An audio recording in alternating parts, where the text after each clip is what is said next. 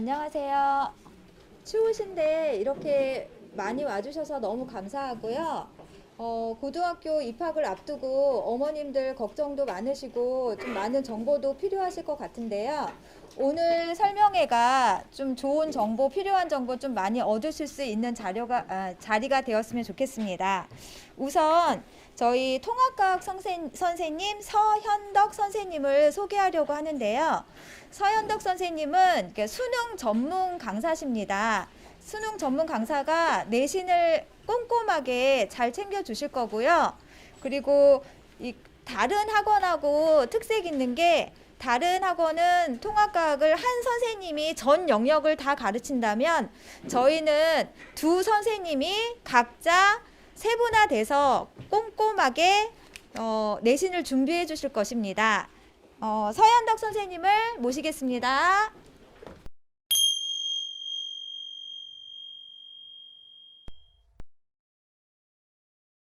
안녕하십니까. 2022학년도 1학기 내신 대비 설명회를 시작하겠습니다. 저는 통합과학 담당하고 있는 강사 서현덕입니다. 일단 저희가 오늘 그 강동고등학교 내신 대비 설명회를 세 가지 포인트로 설명하겠습니다. 첫 번째는 고등학교 입시, 대입에 관련된 것과, 두 번째는 중학교 때랑 고등학교 때의 내신 대비 방법이 얼마나 다르냐. 세 번째는 강동고등학교만을 위한 내신 대비 정보를 정확히 알려드리고, 일단 최대한 줄여가지고 학부모님이 편하게 보시도록 내용을 압축했으니까요. 편하게 보시고 많은 정보를 얻으시기 바라겠습니다. 일단 가장 중요한 키워드가요. 먼저 이제 과학 공부를 어떻게 해야 되냐. 근데 제가 지금 이번에 가장 중요한 키워드 세 가지가 두 개 있어요. 여기서 뭐냐? 바로 정시. 그리고 또 하나 뭐냐?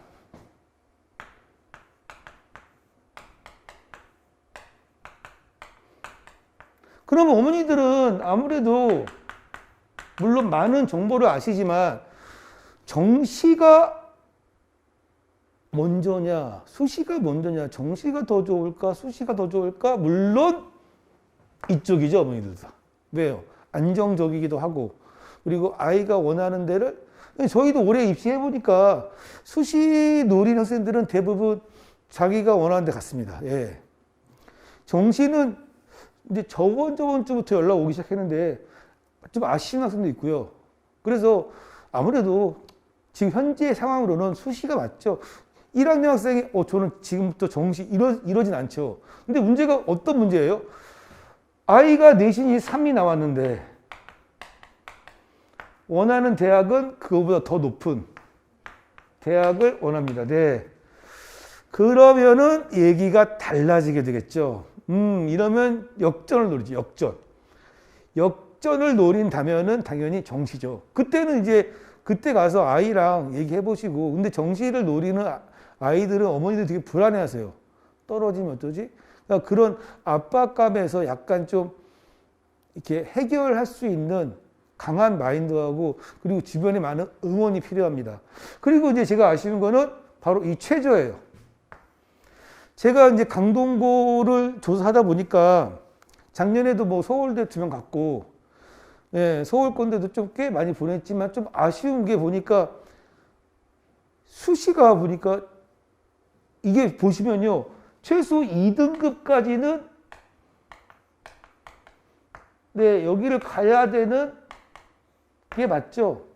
물론 여기까지 좀 아쉽죠.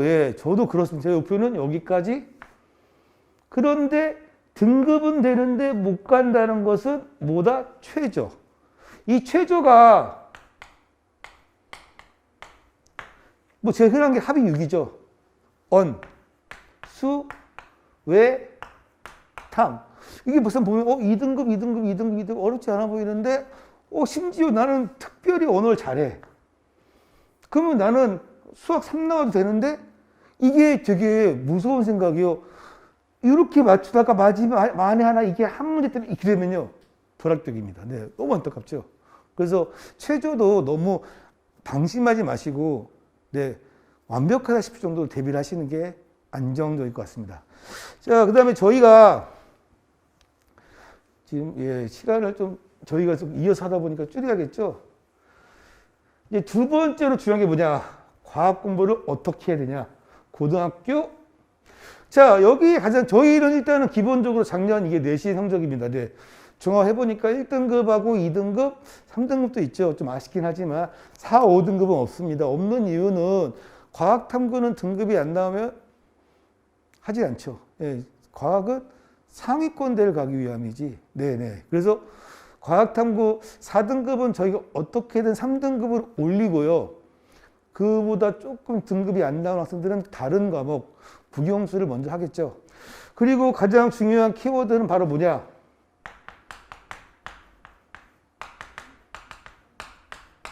상대평가랑 모의고사 대비예요. 네. 상대평가는 너무나 잔인하죠. 내 친구 같이 열심히 하는데 쟤보다 한 문제를 더 맞아야 되고. 그래서 그로 인한 스트레스와 그리고 수행평가도 되게 예민해지고 서술형도 문장 하나, 단어 하나 피를 말리죠. 그런 스트레스를 여러분들의 자녀가 안고 있다는 걸 어머니, 아버님들이 아신 다음에 단순히 야, 점수 왜 이래? 너무 왜 이렇게 안 해? 이러시기보다는 아이랑 얘기를 좀 많이 하시는 게 그런 학생들이 훨씬 더 정신적으로 강해지고 그 다음 또 어려운 고비가 와서 잘 넘어가더라고요. 그리고 모의고사 유형은 뭐냐면요. 특히 강동고 제가 이제 문제를 분석하니까 학교 내신 문제랑 그다음에 수능형 문제랑 약간은 괴리감이 있어요. 근데 그 괴리감을 해결하는 방식은 학교 외에 별도로 뭐 인강을 들으시거나 아니면 문제집을 따로 사서 공부하는 건데 아이가 스스로 하지 못하면 아무래도 학원 도움이 필요하시겠죠. 네. 그럴 때는 꼭 학원을 보내시는 게 가장 안정적인 해결책일 것 같아요. 그럼 우리 아이도 바쁜데요. 그러면 방학 때 특강이라도 보내시는 게 아마 훌륭한 대비책이 될 것 같습니다. 자, 그 다음에 저희가 이제 마지막으로 지금 이제 강동고 보시면요. 이게 지금 진도 따라 나눈 거예요. 진도 따라. 근데 이거를 좀 더 확대하면요. 이 다음에 적어놨어요. 키워드가 3가지. 네. 강동은 과학 중점 학교입니다. 네. 그러면 이 과학 중점 학교가 어떤 내용이냐면요. 물리, 화학, 생명, 지학쌤이 다 들어가요. 다른 학교는 안 그래요? 네, 안 그렇습니다.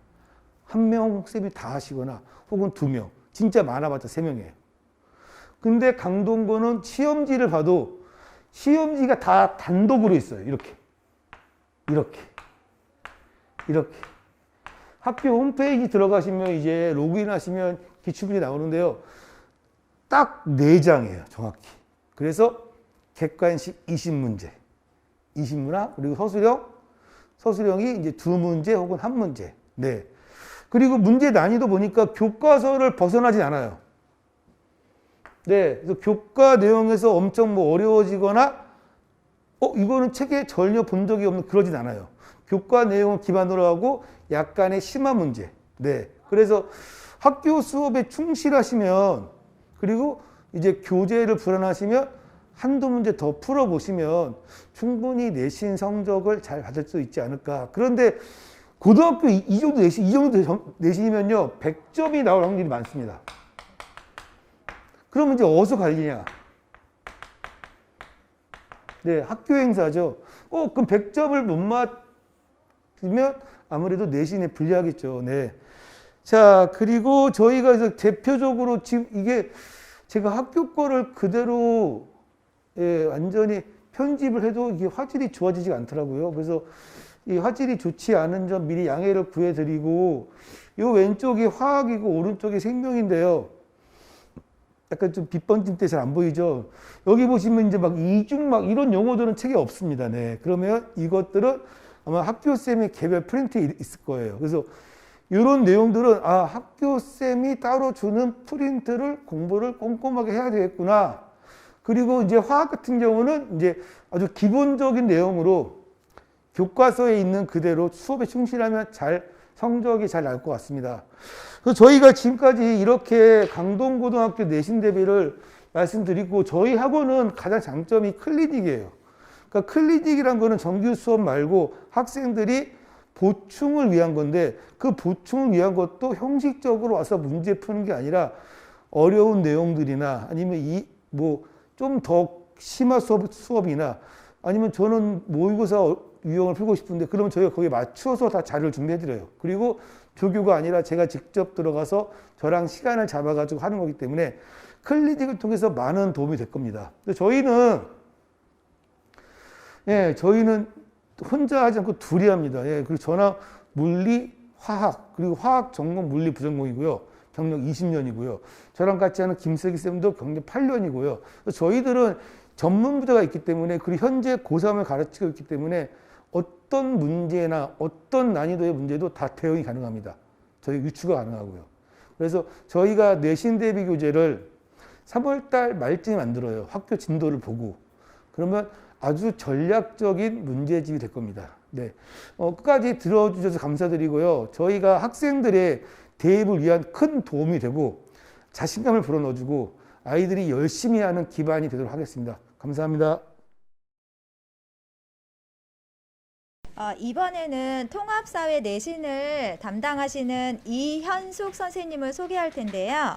이현숙 선생님은 지금 현재 대치동에서 고1부터 고3까지 내신 사탐하고 수능 사탐을 강의하고 계시는데, 이번에 이제 원장님하고 좋은 인연이 돼서 저희 학원에 통합사회를 강의하시러 오셨어요. 이 선생님의 특징은 단시간에 좋은 성적을 올리는데 총력을 다하시는 선생님입니다. 이현숙 선생님을 모시겠습니다.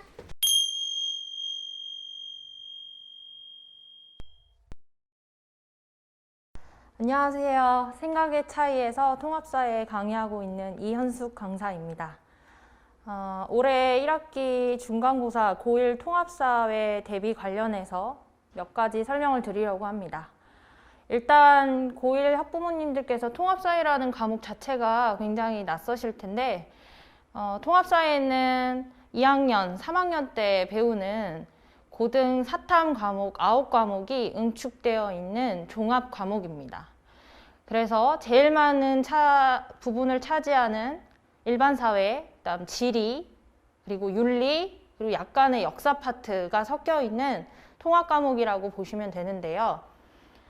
보통 1학년 1학기 중간고사 시험 범위는 적으면 2단원에서 많이 들어가면 3단원 정도가 들어가게 되는데, 이 통합사회 같은 경우는 시험 범위를 순서대로 잡기보다는 중간중간 단원을 추출해서 범위가 구성되는 경우가 많기 때문에 시험 대비를 할 때 앞에서부터 순서대로 공부를 하는 것이 아니라 주제별로, 그 다음 파트별로 끊어서 공부하는 것이 매우 중요합니다.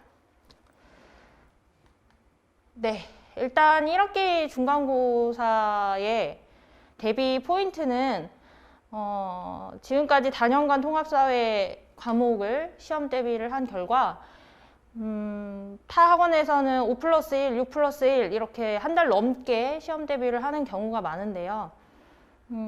제가 생각했을 때 통합사회의 역할은 어쨌든 단위수가 국영수와 비교했을 때 적은 편이 아니고 비슷하거나 아니면 조금 차이가 나는 경우이기 때문에 통합사회를 내신 대비를 해야 되는 것은 맞고, 그런데 국영수에 최대한 영향을 미치지 않으면서 대비를 잘 할 수 있는 방법이 뭘까를 생각하다가 짧고 굵게 시험 대비를 해보는 게 어떨까 한번 고민을 해봤는데요.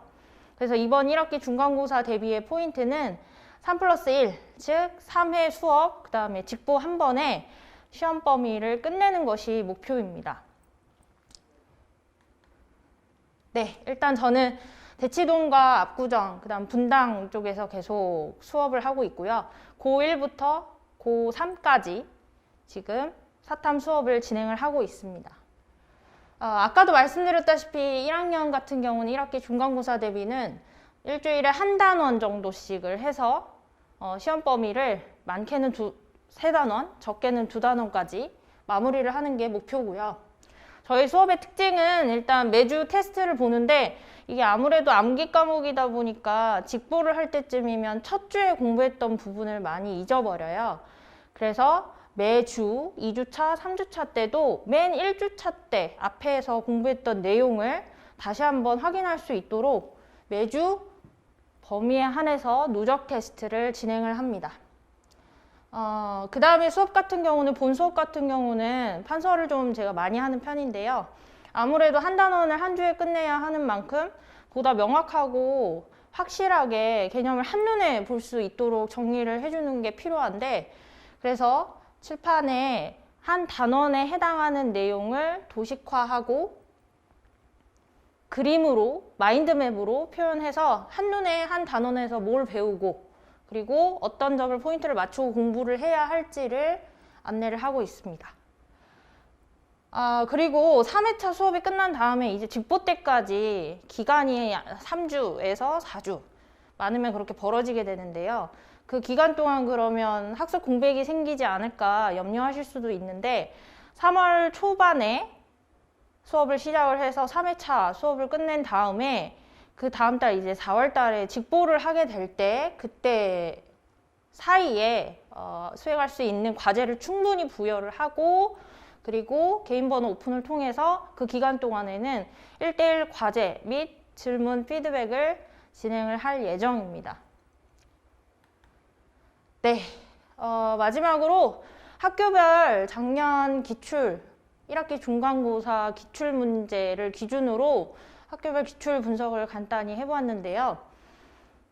일단 배제고 같은 경우는 1, 2, 4단원, 세 단원이 작년 1학기 중간고사 시험 범위였습니다.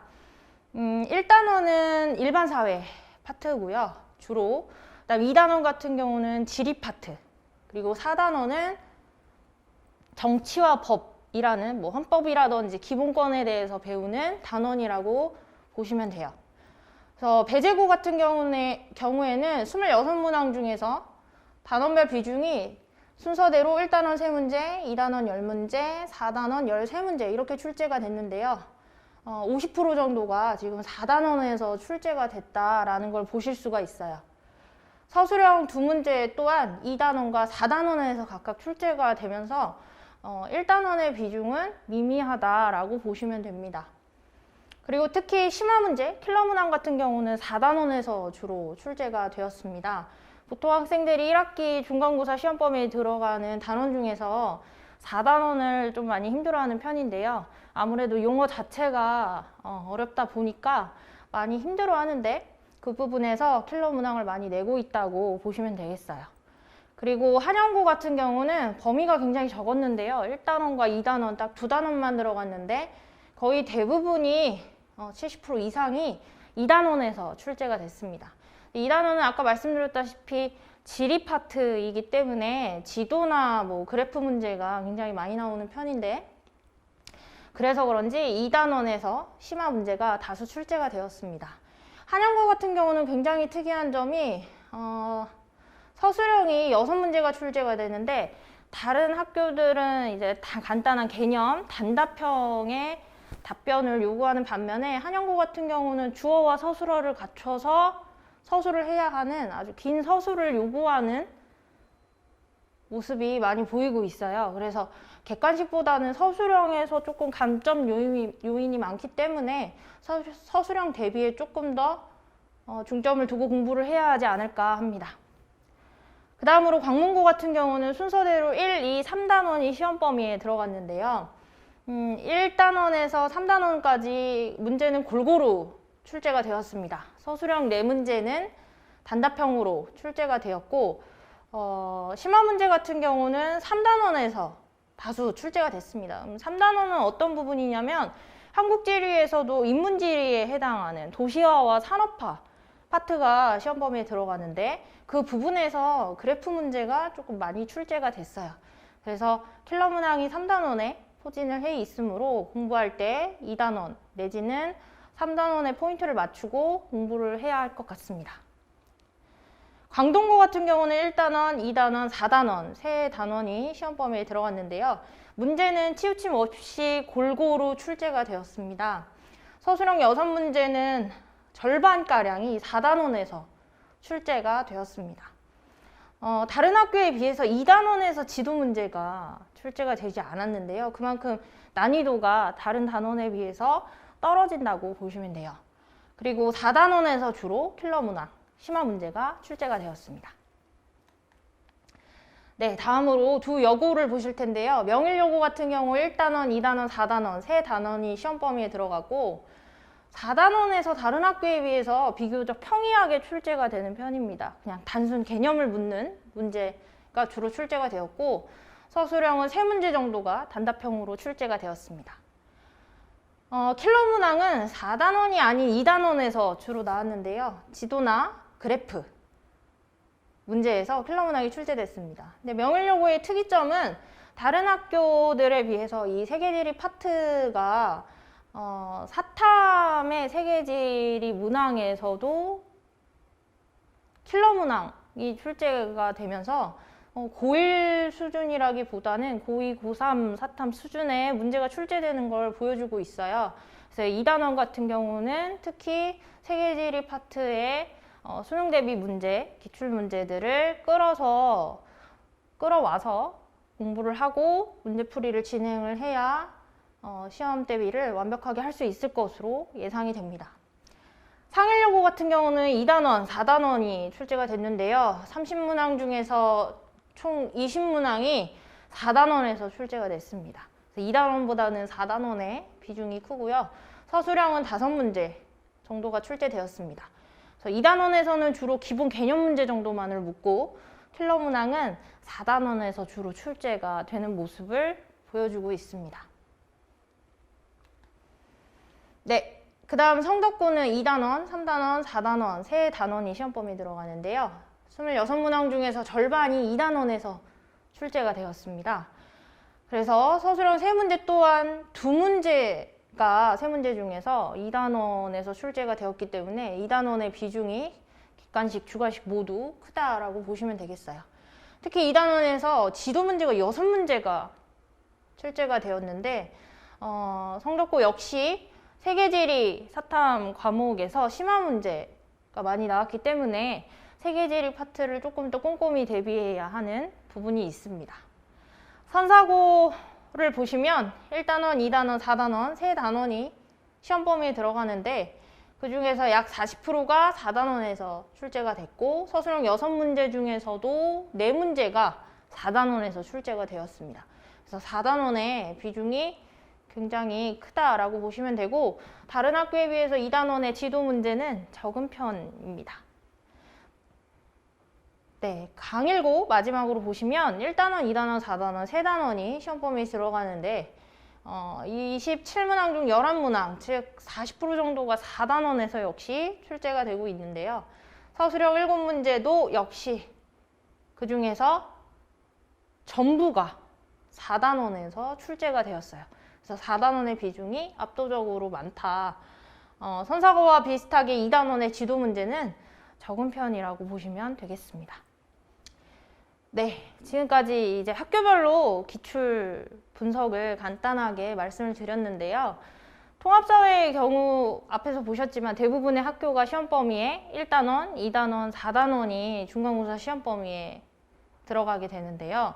특히 1단원은 별 내용이 없기 때문에 2단원과 4단원을 중점적으로 학교별로 문제가 출제되는 스타일별 혹은 분량별로 조절을 잘 해서 대비를 해야 되는 부분이 있습니다. 앞에서도 말씀드렸다시피 통합사회라는 과목 자체가 어디까지나 암기 과목이고 분명 뭐 본인이 암기하고 본인이 많이 풀어야지 점수가 나오는 건 맞지만 앞에서도 말씀드렸다시피 언제까지나 통합사회의 역할은 국영수 시험 대비에 차질이 생기지 않는 범위 내에서 효율적으로 준비하는 것이 저는 맞다고 생각을 하는데요. 많은 시간을 투자를 하기보다는 3월 초에 시험 범위를 한번 끝내놓고 그러면 학교 진도보다 학원 수업이 조금 빠르게 되잖아요. 그러면 자연스럽게 예습과 복습의 효과를 누릴 수도 있고 그리고 4월 달에 이제 본격적으로 중간고사를 대비해야 하는 시점에 국영수에 조금 더 포인트를 두고 공부를 하고 통합사회는 일찍 끝내놓는 것이 고1 첫 내신을 챙기는데 보다 효율적이지 않을까 생각을 합니다.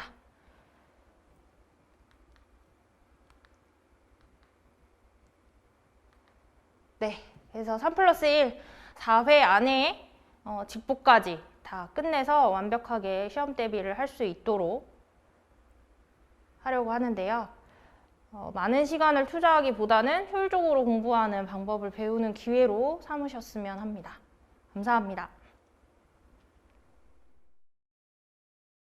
이번에는 한국사를 담당하실 김준창 선생님을 소개할 텐데요. 김준창 선생님은 너무나도 유명한 설민석 역사연구소 수석연구원이시고요. 그리고 이투스 온라인 한국사 대표 강사십니다. 수식어가 너무너무 많지만 이렇게 간단하게 설명드리고요. 일단 제가 수업을 한번 들어봤는데 재미있는 이야기 듣듯 역사가 머리에 술술 그려지는 수업을 하세요. 한국사 김준창 선생님을 소개하겠습니다.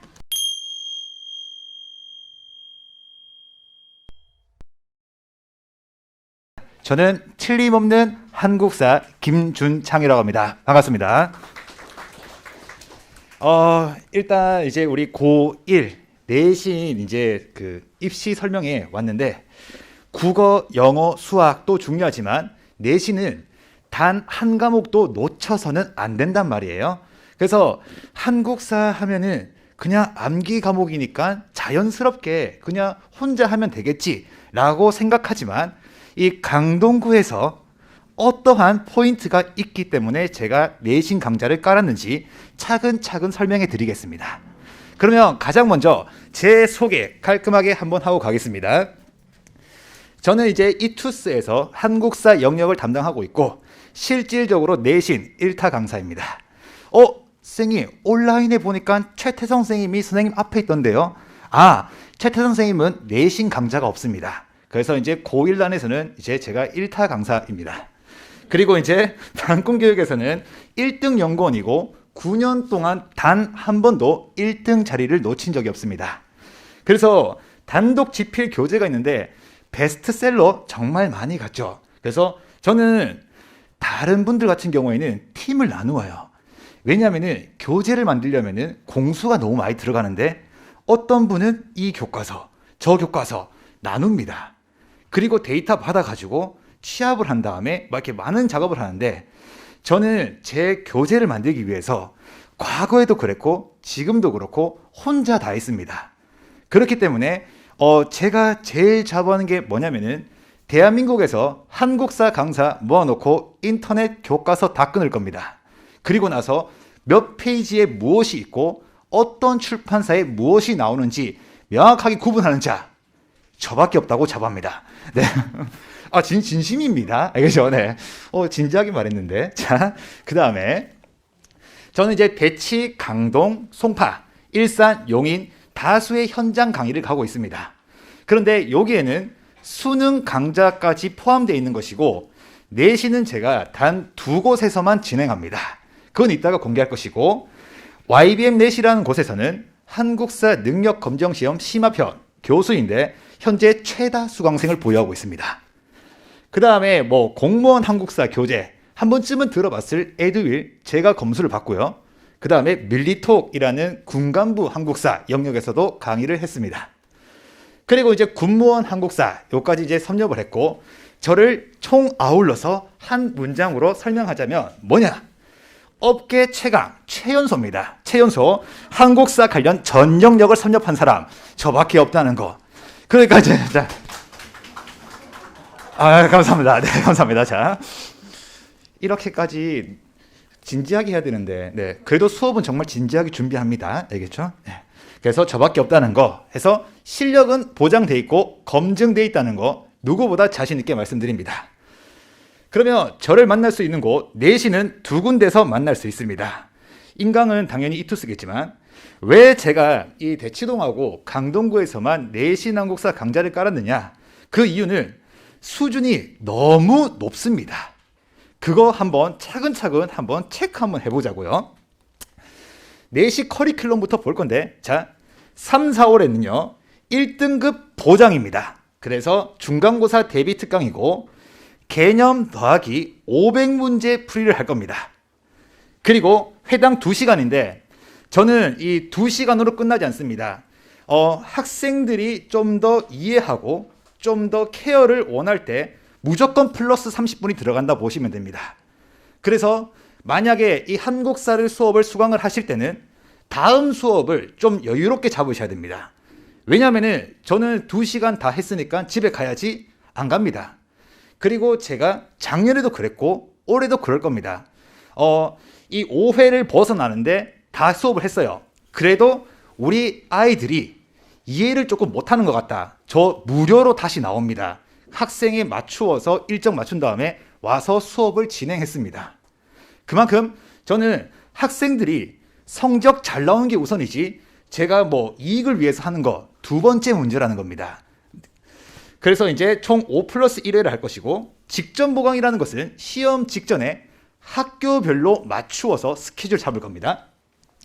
그 다음에 이제 기말고사는 5월, 6월에 할 것이고 같은 맥락으로 이어집니다. 그 다음에 또 9월, 10월이라고 해서 이때는 2학기 중간고사, 그 다음에 11월, 12월에서는 기말고사까지 같은 맥락이고 제가 오늘 나누어 드린 이제 그 유인물에 보시면은 일정이 나와 있습니다. 자, 그러면 이제 우리 한 가지 이야기를 해봐야 되는데 왜 제 수업을 들어야 되는가 라고 했을 때는 저는요 가장 대표적으로 뽑는 게 실시간 카카오톡 질문 서비스입니다. 대한민국에서 가장 빠르게 답변해 드리겠습니다. 이런 게 있어요. 우리 한 번쯤은 어릴 때 느껴보셨을 건데 공부하다가 막혔어요. 이거 내일 물어봐야지 체크해 둡니다. 그리고 까먹고 난 뒤에 질문을 안 해요. 그런데 꼭 그런 문제가 시험에 나와요. 그러면은 우리는 틀릴 수밖에 없는데 그러면 학생들이 공부하다가 모르는 것이 있다? 그날 저한테 카카오톡으로 질문해 주시면 제가 최대한 빠르게 온라인 서비스보다 그 다음에 현장보다 더욱더 발전된 카카오톡으로 직접 답변해 드리겠습니다. 그 다음에 두 번째, 수업 후에 30분 클리닉이라고 하는데 아까 말씀드린 겁니다. 2시간 수업이지만 기본 30분은 더 들어가는 것이고 원할 경우에 더욱더 따로 날 잡아서 해드리겠습니다. 방법은 많습니다. 줌이 될 수도 있는 것이고 현장이 될 수도 있고 그래서 우리 아이들이 다른 학원도 가야 되고 학교도 가야 된다. 학원 올 시간이 없다. 그러면 10시 이후에 줌으로 만나야죠. 그래서 성적 올려야 되잖아요. 그렇죠? 그래서 이렇게 이제 될 것이고 필요시에는 보강 진행하는데 이 보강되는 것은 무료입니다. 아까 직전 보강을 제외하고 보강이 필요하다. 제가 무료로 합니다. 진짜로. 그 다음에 복습 영상 제공이라고 하는데 현장에서 실제로 수업을 하는 것을 녹화를 할 겁니다. 그리고 학생들마다 스케줄이 너무 각박해가지고 피곤할 수가 있어요. 그래서 이 부분에서 잠깐 졸았는데 이해가 안 된다. 그럼 어떻게 해야 돼요? 영상 받아서 봐야 되잖아요. 그래야지 성적 오르잖아요. 그래서 이거 제공할 것이고요. 그 다음에 예상 문제 제공하는데 아까 전에 500문제 푼다고 했죠. 500문제 풀더라도 추가적으로 필요한 문제가 있다. 제가 드리겠습니다. 이것을 잡을 수 있는 이유가 제가 과거에 설민석이라는 분의 수석연구원이고 그때 동안 제가 만들어왔던 문제 몇 문제겠습니까? 평생 풀어도 못 풀 만큼의 양의 문제들이 있습니다. 그 중에서 학교별 트렌드에 맞추어서 뽑아가지고 맞춤형으로 더 드릴 수 있습니다. 단 여기서 중요한 것은요. 500문제도 제대로 안 풀었는데 스님 저 문제 더 주세요. 그때는 못 준다는 거예요. 알겠죠? 그때 제외하고는 다 드립니다. 자, 그러면 이제 고1 한국사에 대한 궁금증 한번 보겠습니다. 첫 번째, 현장에서 많이 들었던 질문인데 국어도 아니고 수학도 아니고 영어도 아닌데 한국사 6회 수업을 해야 됩니까? 라고 하는데 자, 이렇게 생각해 보면 돼요. 6회 수업은 12시간인데 자, 학교 수업이 주 2시간, 2시간이라 가정했을 때 시험까지 최소 14시간입니다. 그러면 이 14시간 동안 배운 내용을 제가 빠르게 찍어 드리는 것 더불어서 문제도 500문제를 풀어야 되잖아요. 그러면은 이 6회 절대 적은 것이 아닙니다. 그리고 이 강동구에 특징이 하나 있는데 왜 적은 게 아닌가? 난이도가 어떨 것 같냐요? 어떨 것 같아요? 진짜 저도 장담하건대 제가 그나마 이 땅에서 치러지는 모든 한국사 시험을 다 섭렵하고 있기 때문에 연도 다 외우고 있습니다. 그래서 풀 수 있는 문제가 나와요. 난이도 상이에요, 상. 그러면 여기서 진짜 지표 수준을 한번 보여드릴게요. 우리 아이가 90.2점 받았습니다. 자, 몇 등급일까요? 한국사. 놀랍게도 3등급입니다. 3등급. 이게 이제 현실인 거예요. 선생님, 그러면 1등급은 몇 점 맞아야 됩니까? 라고 하는데 수준들이 높다 보니까 학교 선생님이 교과서에서 있는 거 내야 되잖아요. 그리고 그것도 내니까 다 맞추더라. 그러면 무엇을 내느냐? 진짜로 연도 알아야지 풀 수 있는 문제 냅니다. 그리고 장담컨대 아무 한국사 강사한테 가서 문제 풀어보세요. 다 못 맞춥니다. 진짜입니다. 그래서 매우 높다는 거 이렇게 되는 겁니다. 그래서 제가 대치동하고 강동구에서 한국사 내신 하는 겁니다. 자, 그러면 제가 수업할 교재 한번 보겠습니다. 구종 교과서가 있습니다. 학교별로 우리 아이의 교과서 다릅니다. 그러면 이 교과서가 다 대비되는 교재가 있습니까? 있죠. 10년간 베스트셀러를 그렇게 쓰면서 제 교재를 가지지 못했다가 제 교재를 위해서 그때 담았던 노하우와 데이터 넣어서 하나뿐인 교재 하나 만들어 왔습니다. 그래서 제 교재는요, 모든 교과서를 철저하게 분석했다는 것이고, 지금까지 작년에 온라인으로 들었던 전국의 학생들 후기 보면 알 것이고, 제가 단번에 1타로 올라올 수 있었던 가장 큰 이유, 무기와 강의라는 겁니다. 저희 그 중에 하나가 무기, 교재입니다. 그래서 뭐 대표적으로 배재고는 미래인이고 한영고는 동아출판 이런 것인데, 이 출판사 중요하지 않습니다. 저를 만나면 그 출판사, 어떤 출판사든지 간에 무조건 고득점 받을 수 있게 하겠습니다. 자, 그래서 제 교재 구성은요, 전교 1등 전학생 노트입니다. 이제 고등학교 1학년 올라갔을 때 많은 부모님하고 학생들이 다짐합니다. 이제 시작이다. 중학교 때 공부, 고등학교 때 공부 다른 거 알고 있습니다. 그래서 목표 세웁니다. 그 염원을 담아서 전교 1등 전학생 노트 준비했습니다. 여기에는 교과서에는 없지만 학교 선생님이 나눠드리는 자료에 있는 내용까지 들어가 있습니다. 결국에는 저는 단순히 그냥 한국사 편하게 강의할 수 있어요. 하지만 편하게 제가 강의하면은 학생들의 점수가 안 나옵니다. 그래서 조금 더 집요하고 디테일하게, 그래서 1등급 만점을 위해서 제가 강의를 하지, 그냥 뭐 와가지고 강의했다 이런 데 의의를 두지 않습니다. 그래서 체계적으로 디테일하게 넣어왔고요.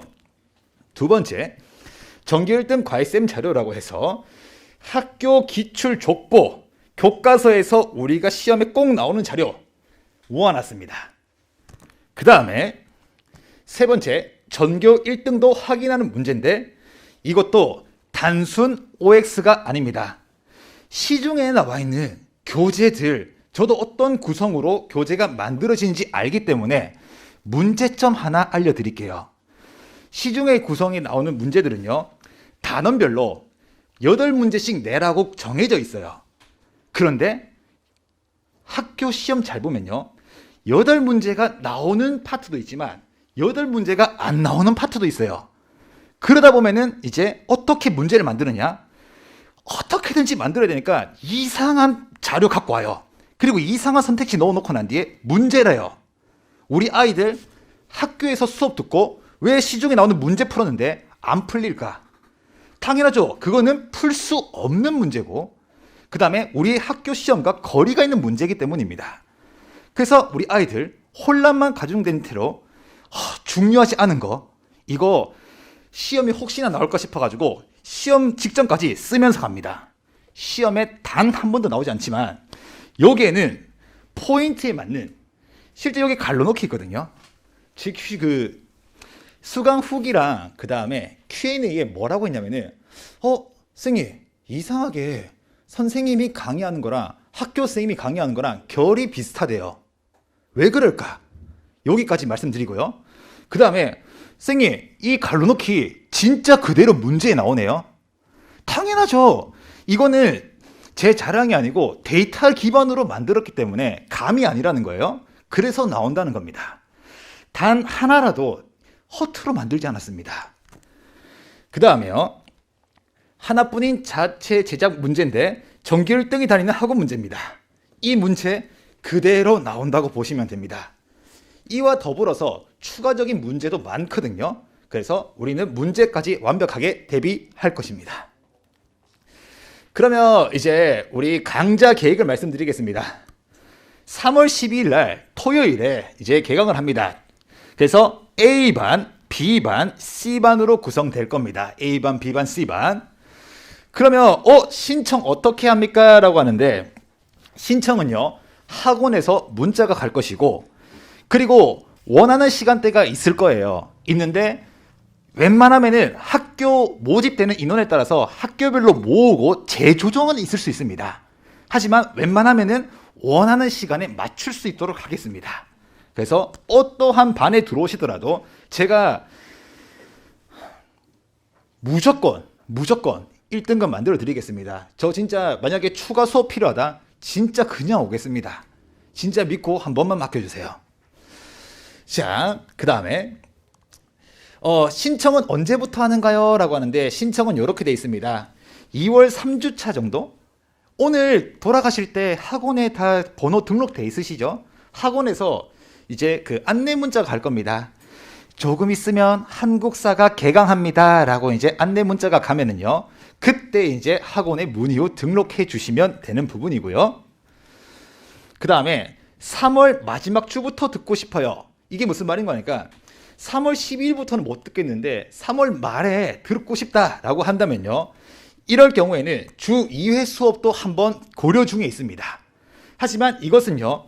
수업 요일 협의가 필요한 점이기 때문에 이것은 이제 그때 가서 상황에 따라서 하도록 할 것이고 웬만하면은 3월 12일에 정식적으로 할 예정입니다. 그 다음에 자, 1학기 기말, 2학기 중간, 그 다음에 2학기 기말은 어떻게 하나요? 라고 하는데 이것도 마찬가지 각 5월, 9월, 11월에 학원에서 안내 문자 갈 겁니다. 그래서 문의 후 등록해 주시면 됩니다. 이제 고등학교 1학년 진학을 앞두고 있는 자녀분들을 두고 있을 겁니다.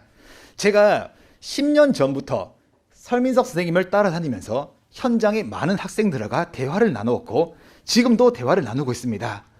그때마다 저는 항상 물어보는 것이 여러분 혹시 목표 대학이 있습니까? 라고 물어보니까 아이들이 이런 말을 합니다. 저 없는데요. 자, 목표가 있고 없고에 따라서 이제 엄청난 차이가 있거든요. 한번 생각해 보면은 나의 목표가 서울대라고 하면요. 그 근처에 가든지 이룹니다. 하지만 내가 서울권 아무 때나 가면 되지. 그러면은 딱 그 수준밖에 이룰 수가 없다는 거예요. 그리고 아이들은요. 생각보다 많이 겁을 먹고 있습니다. 그래서 이번에 가시면 우리 아이들한테 목표를 한번 세워주고 다독이면서 할 수 있다는 믿음을 꼭 심어줬으면 좋겠고 저도 수업 시간에 끊임없이 말합니다. 인간의 능력은 무한하고 여러분의 어머니 아버님의 자녀분들도 무한한 가능성을 가지고 있습니다. 그 가능성 저에게 맡겨주시면 제가 틀림없이 내신 한국사 1등급으로 안내해 드리도록 하겠습니다. 지금까지 틀림없는 한국사 김유창이었습니다. 감사합니다.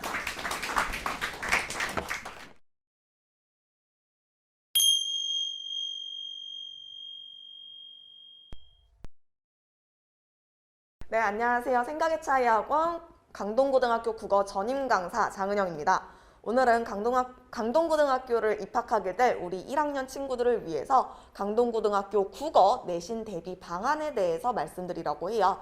일단 먼저 강동고등학교 시험 범위의 특징에 대해서 함께 보도록 할 건데요. 강동고등학교 1학년 국어 같은 경우에는 일단 교과서 중심으로 문제가 출제가 되고 있었어요. 물론 2학기 때에는 지금 보시는 것처럼 9월 학력평가나 수능특강, 외부 지문 등이 시험 범위에 포함되고는 있었습니다. 하지만 시험 범위에 포함되고 있는 모든 내용들은 수업 시간에 다뤄졌다는 점 한번 언급을 드리고 넘어가도록 하고요. 그 다음에 두 번째로 문항의 난이도를 살펴보실 건데요. 일단은 문항의 난이도를 보면은 전체적으로 봤을 때 1등급과 2등급 컷의 차이가 크지가 않아요. 1등급이랑 2등급 컷의 차이가 크지 않는다는 거는 아이들에게 뭔가 실수를 조심해라 라고 하는 메시지를 담고 있거든요. 그러니까 실수를 조심해야지 1등급으로 갈 수 있는 거고, 하나라도 실수했을 때는 이제 잘못하면 2등급으로 떨어질 수 있는 그런 문항의 난이도라고 보시면 좋을 것 같아요. 그래서 우리 강동고등학교 친구들 같은 경우에는 공부를 하고 시험을 볼 때 실수를 최대한 줄여야 한다는 거, 그거 알고 있으면 좋을 것 같아요. 그리고 일단은 2학기 기말고사 같은 경우는 학교에서 공지를 안 해서 2학기 기말고사 등급은 빼고 조금 더 구체적으로 말씀을 드릴게요. 가장 특징적으로 보시면은 1학기 중간이나 2학기 중간은 비슷비슷해요. 등급 컷이 비슷비슷하지만 1학기 기말고사를 보시면 등급 컷이 확 떨어졌음을 확인할 수 있어요. 아무래도 1학기 기말고사 때는 조금 내용 자체도 문법, 아이들이 어려워하는 문법도 들어가 있고, 그리고 강동고에서 다루고 있는 교과서가 조금 쉬운 내용의 교과서는 아니거든요. 좀 어려운 제재들이 몇 개 포함되어 있고, 그 어려운 제재들이 1학기 기말고사 때 좀 위치를 하고 있어서 등급컷이 확연히 내려갔음을 확인할 수 있었어요. 그리고 2학기 때는 등급컷이 그나마 괜찮기는 했었지만 2학기 때는 사실 중세국어다, 그리고 이제 신사고 국어 교과서에서 가장 어려운 관동별곡이 2학기 때 나오거든요.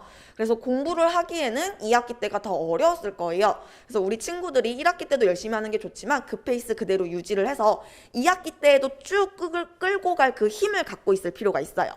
자, 그 다음에 이제 다음으로 넘어가서 여러분들이 제일 궁금해하실 시험 유형의 특징을 보도록 할 건데요. 일단 우리 강동고 시험 문제를 총 분석을 했을 때 4가지 항목으로 구성해서 말씀을 드릴 수 있을 것 같아요. 첫 번째로 외부 작품의 활용이에요. 우리 강동고 같은 경우가 교과서 중심으로 출제되고 있고 수업 시간에 다룬 내용들을 중심으로 출제하고는 있지만 외부 지문을 정말 다양하게 활용하세요. 여기서 말씀드리는 외부 지문은 수업 시간에 다른 내용이 아니라 정말 아이들이 잘 모르는 내용을 말씀드리는 거거든요.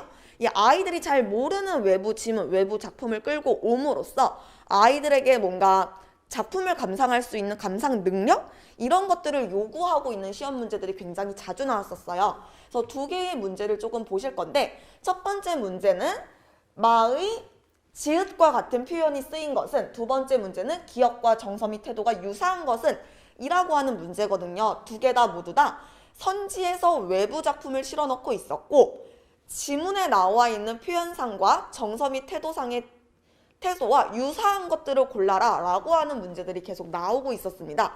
자, 이렇게 다양한 외부 지문을 실어 넣음으로써 뭔가 아이들에게 감상 능력을 요구하고 있었는데요. 이런 문제들이 한 정기고사 때마다 한두 문제씩 나오는 게 아니라 정말 많이 나와요. 특히나 제가 인상 깊었던 게, 정확히 지금 어떤 시험인지는 지금 갑자기 기억이 안 나는데, 한 정기고사의 그 비포용지 큰 거 있잖아요. 그 비포용지 큰 거에 한 바닥에 3문제가 이런 문제였어요. 3문제씩이나 외부 작품을 활용하는 문제를 출제하고 있었기 때문에 우리 친구들이 앞으로 공부를 할 때는 교과서를 중심으로 공부를 하되 교과서의 내용을 침해하지 않는 범위 내에서 뭔가 외부 작품에 대한 다양한 적용력이나 감상 능력을 기를 필요가 있다고 생각이 됩니다. 자, 그 다음에 이제 두 번째로 살펴볼 유형은요. 예문을 활용한 문법 문제인데요. 강동고 같은 경우에는 유달리 예문을 활용한 문법 문제들을 굉장히 잘 내세요. 보기나 박스를 통해서 여러 가지 예문을 던져놓고 이 예문에서 문법적 개념을 도출해내는 문제였거든요. 이런 것들이 자주 출제되고 있었고 작년은 비교적 쉬웠었지만 재작년으로만 거슬러 올라가도 이런 문제들이 정말 어렵게 출제가 되었었어요. 그래서 우리 친구들이 문법 영역을 공부할 때에는 해당 개념에 대한 정확한 숙지가 이루어져야 한다고 생각을 합니다. 자, 그 다음에 세 번째로 강동고 같은 경우에는 다른 학교에 비해서 선지 구성이 굉장히 깔끔한 편이에요. 이렇게 선지 구성이 깔끔하다는 거는 개념어를 활용해서 선지를 구성을 한다는 거거든요. 뭐 예를 들어서 뭐 다른 학교에서는 A라고 하는 개념어를 제시하지 않고 이 A라고 하는 개념어에 대한 뜻풀이를 선지로 구성하는 거예요. 그러다 보면 아이들이 좀 혼돈이 올 수 있거든요. 하지만 우리 강동고 같은 경우에는 개념어를 명확히 제시를 해주세요. 제재마다 작품마다 중요한 개념어들이 있는데 그 개념어들을 명확하게 제시함으로써 선지를 굉장히 깔끔하게 구성을 하고 계셨습니다. 하지만 이렇게 개념어들이 자주 등장을 하다 보니까 아이들이 제재, 해당 작품, 해당 제재와 관련된 개념들을 정확히 알고 있어야지 문제를 풀 수 있습니다. 그래서 이런 개념에 대한 숙지들도 우리 강동고 친구들은 조금 더 주의할 필요가 있을 것 같고요. 마지막으로 강동고 같은 경우에는 깔끔한 서답형이 정말 큰 특징이에요. 뭐 빈칸을 채우라는 문제도 있었고 서술하라라고 하더라도 한 문장으로 서술하는 문제가 출제가 됩니다. 근데 문제는 이렇게 깔끔한 서답형 문제를 내다 보니까 문제에서 요구하고 있는 키워드를 명확하게 써야 돼요. 만약에 키워드가 하나라도 누락되면 바로 감점이 되는 요소거든요. 그래서 제재에 대한 핵심 키워드를 쓸 수 있게끔 연습과 훈련을 시켜야 합니다. 실제로 제가 작년에 가르친 학생들 중에서 이제 몇 명은 서술형 문제를 쓸 때, 요 서답형 6번 문제를 쓸 때 수식어 하나를 빼먹었대요. 수식어 하나를 빼먹어가지고 2점인가 1점이 감점이 되었다고 해요. 그 점수 때문에 등급도 같이 떨어졌다고 얘기를 하더라고요. 그래서 우리 강동고 친구들은 공부를 할 때 이 제재에 대한, 이 작품에 대한 핵심 키워드가 뭔지를 분명히 인지를 하면서 공부를 해야 된다는 점 기억했으면 좋겠고요. 이런 것들을 바탕으로 제가 앞으로 우리 강동고 1학년 친구들이랑 어떻게 공부를 할 거냐면은 3단계로 나눠서 살펴보려고 해요. 제가 앞에서 4가지 유형을 가지고 강동고 시험을 분석해 드렸잖아요. 근데 사실 이 분석 내용은 올해 전면적으로 바뀔 수 있어요. 제가 이렇게 말씀드리는 이유는 강동고에서 굉장히 오랫동안 교직 생활을 하셨던 선생님께서 작년 12월인가 11월에 정년 퇴임을 하셨어요. 그래서 그 선생님이 나가시면서 이제 새로운 선생님들이 뽑히셨거든요. 그러다 보니까 이제 아마 1학년 선생님들의 라인업이 대거 교체가 될 예정이에요. 그런 경향을 반영해서 올해는 시험 유형이 조금 달라질 수도 있습니다. 그래서 저는 우리 강동고 학생들과 함께 3가지 단계를 밟아 나가면서 내신 대비를 하려고 해요. 첫 번째는 어떤 선생님이 와도 어떤 유형을 만나더라도 흔들리지 않게끔 개념을 단단하게 쌓을 겁니다. 그리고 두 번째로 이 쌓은 개념들을 다양한 제재에 적용해 볼 수 있는 연습을 다양한 제재에 적용함으로써 개념을 확장할 수 있는 연습을 해볼 거예요. 그리고 마지막으로 어떤 유형이 오더라도 유연하게 대처할 수 있게끔 개념을 적용해보는 시간을 가져보도록 할 겁니다. 먼저 첫 번째로 아이들에게 개념을 단단하게 쌓게 하기 위해서 먼저 구조화된 판서를 제시할 거예요. 제가 제 자랑을 살포시 하나 하자면 판서를 잘하는 편이에요. 표를 통해서 판서를 좀 구조적으로 제시하는 편이거든요. 그런데 이렇게 구조적으로 판서를 제시하고 나면은 아이들이 그 판서를 받아 적고 집에서 다시 복습을 할 때 굉장히 많이 도움이 돼요. 아무래도 표로 제시되어 있고 구조적으로 교과서의 내용이 판서화되어다 보니까 아이들이 뭔가 명시적이고 가시적으로 지식을 습득할 수 있게 됩니다. 그래서 그런 것들을 아이들이 조금 더 수월하게 할 수 있게끔 구조화된 판서를 통해서 아이들의 개념을 쌓아줄 예정입니다. 그리고 두 번째로 개념 확인용 주간 테스트를 진행할 예정인데요. 매 수업 시작 전에 30분 정도 주간 테스트를 실시할 예정이에요. 근데 이 주간 테스트도 그냥 보는 게 아니라 3가지 단계를 밟아 나가면서 볼 겁니다. 첫 번째 단계에서는 교과서에 나와 있는 중심 이론들에 대해서 물어볼 거예요. 두 번째 단계에서는 교과서에 나와 있는 제재나 작품들에 대한 분석을 물어볼 겁니다. 마지막에서는 선지에 대한 판단력을 요하는 문제들을 낼 거예요. 이런 단계들을 활용해서 아이들이 개념을 명확하게 숙지하고 있는지 없는지를 확인하고 숙지하지 못한 친구들은 개별 클리닉 시간에 한 번 더 숙지할 수 있게끔 유도를 할 겁니다. 그리고 마지막으로 리마인드 클리닉을 진행할 예정인데요. 이 리마인드 클리닉 같은 경우에는 제가 시험 1주일 전, 2주일 전에 보통 실시를 해요. 아이들을 학원에 모두 다 불러가지고 핵심 키워드를 쓸 수 있게끔 만든 문제지를 배부하거든요. 아이들이 이 문제를 풀고 채점하고 통과했으면 저랑 클리닉 하면서 개념 한 번 더 숙지하고 통과하지 못했으면은 아이들이 스스로 공부해서 통과할 때까지 무한 클리닉을 돌리는 거예요. 자, 이런 과정들을 통해서 아이들이 자기가 모르는 개념이 뭐고 알고 있는 개념이 뭔지를 구별하고 모르는 개념에 대해서는 한 번 더 숙지하고 인지하는 시간을 가질 거고요. 그리고 마지막에 우리 친구들 교과서 전체 한번 훑어보고 시험장에 들어가잖아요. 그 훑어볼 때 뭔가 하나의 기준점을 제시할 수 있는 시간을 마련하려고 합니다. 그런 것들이 리마인드 클린이라고 생각하시면 좋을 것 같아요. 자, 어쨌거나 저는 이런 세 가지 방법을 활용해서 아이들의 머릿속에 개념을 단단하게 쌓을 수 있도록 노력을 할 것입니다. 그리고 두 번째로 개념을 확장해보는 시간을 가질 건데요. 어쨌거나 강동고가 지금까지는 외부 작품을 굉장히 많이 활용하면서 문제를 냈었기 때문에 개념을 확장할 필요가 있어요.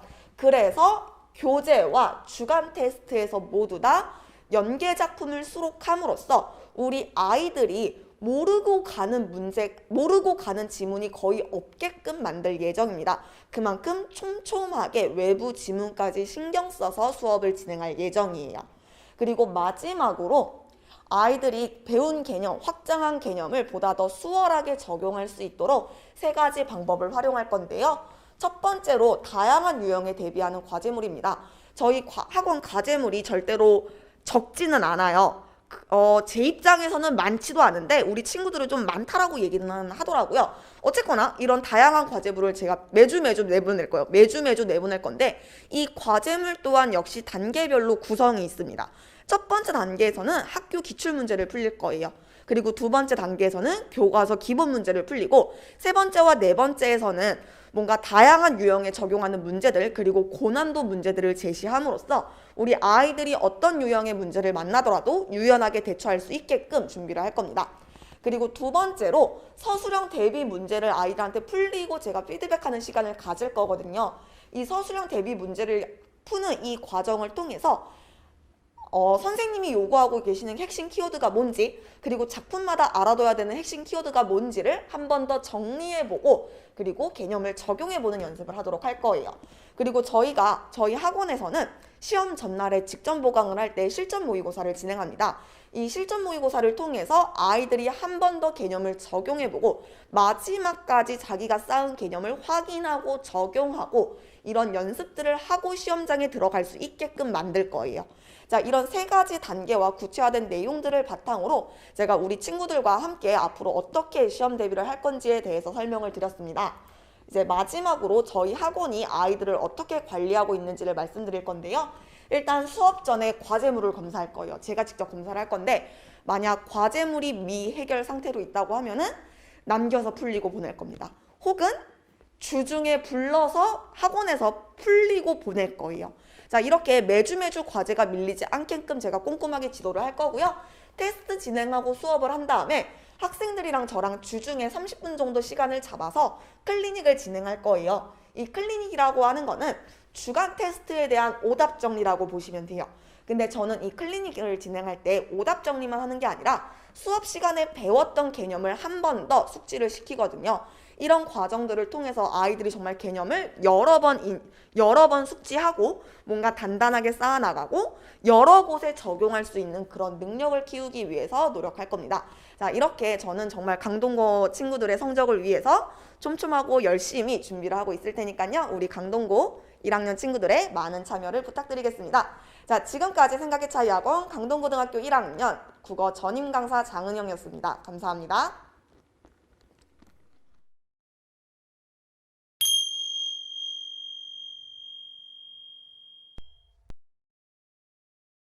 네, 만나 뵙게 되어서 굉장히 반갑습니다. 저는 생각의 차이 학원에서 영어를 가르치고 있는 박동빈 선생님입니다. 자, 이번 영상을 통해서는요, 제가 강동고 내신 설명회를 진행을 할 건데요. 일단 강동고 같은 경우에는 굉장히 조금 다른 학교와는 조금 다른 결을 좀 가지고 있죠. 일단 뭐 영상에서 다 설명을 드리겠지만은 일단 전반부에 강동고 내에서 출제가 되고 있는 듣기 문항 같은 경우에는 정말 귀가 너는 있니 없니? 를 물어볼 정도로 청력 테스트를 할 정도로 그냥 쉽게 누구나 맞출 수 있을 정도로 매우 쉽게 출제가 되고 있죠. 그렇기 때문에 뭐 여기 이 듣기 문항에 대해서는 딱히 뭐 언급을 할 것도 없고 딱히 크게 뭐 대비를 하지 않아도 누구나 쉽게 맞출 수 있을 정도로 출제가 되고 있는 파트입니다. 그러다 보니까는 난이도 같은 경우에는 하라고 적을 수가 있을 것 같고요. 그 다음에 이제 듣기 이후에 이제 독해 파트로 한번 넘어가 보시면요. 제가 이 지문은 조금 길긴 하지만은 통째로 가지고 온 이유 중에 하나가 사실은 요 지문이야 다른 학교와 마찬가지로 모의고사 시험 범위에서 출제가 되었다 보니까는 딱히 큰 특이점도 없고 어떠한 강동구만의 색깔을 가지고 있지도 않습니다. 하지만 지금 요 문제에서 여기 부분을 한번 바라봐 주세요. 여기 부분을 바라보시고 난 다음에 그 다음 페이지를 한번 더 볼게요. 또 여기 부분에만 한번 어머님들께서 지켜봐 주시면은 두 지문에 공통점이 지금 존재하고 있지 않나요? 그쵸? 전부 다 한글로 지금 제시가 되어 있습니다. 즉 어머님들 한번 생각해 보세요. 지금 여기 부분에 해당하는 내용은요, 열심히 시험 준비를 했다라는 친구라고 전제를 했을 때 내신을 정말 한번 잘 받아보기 위해서 몇 번이고 혹은 많게는요 10번이고 20번이고 30번이고 얼마든지 반복을 해서 내용을 숙지를 할 수 있는 내신 기간이 있었잖아요. 그 상태에서 지금 물어보고 있는 게 전부 다 한글로 물어보고 있죠. 그 다음 지문에서도 그 다음 문제에서도 전부 다 한글로 물어보고 있습니다. 그러다 보니까는 물론 모든 문항이 이렇게 한글로 지금 물어보고 있는 것은 아니지만은 그럼에도 불구하고 이렇게 고등학교 내신 시험에서 한글이 많이 들어간 문제들을 바라보는 게 그렇게 흔하진 않거든요. 근데 강동고 내에서는요 시험 난이도가 조금 낮은 문항들 같은 경우에는 이렇게 한글로 도배를 하고 있기 때문에 뭐 전반적인 난이도 그 자체가 그렇게 어렵진 않고 독해 영역 또한 난이도 그 자체는요 하라고 보셔도 무방할 그런 문제들입니다. 그리고 네, 그래서 지금 독해 난이도 또한 하라고 바라보시면 됩니다. 그 다음에요, 이제 중요한 거는 바로 제가 조금 살짝 서둘러서 바로 본론으로 들어갔는데 요겁니다. 그냥 강동구에서 아까 전에 전반부에 나왔었던 뭐 듣기 정말 너무나도 쉽게 출제가 되기 때문에 누구나 다 맞출 수 있다라고 말씀을 드렸잖아요. 그러면은 독해 다른 학교에 비해서는 그래도 한글로 선지가 한글로 구성이 된 것들 또한 많고 굉장히 일반적인 문제들이 많이 출제가 되기 때문에 독해 영역 안에서도 그렇게까지 변별력이 높은 학교는 아니에요. 그러면은 그렇다라고 했을 때 막 전교생이 모두가 너나 할 거 없이 90점 이상이 나오고 한 반의 절반 이상이 막 100점이 나오거나 결코 또 그렇지는 않거든요. 그 이유는 뭐냐면은 딱 이겁니다.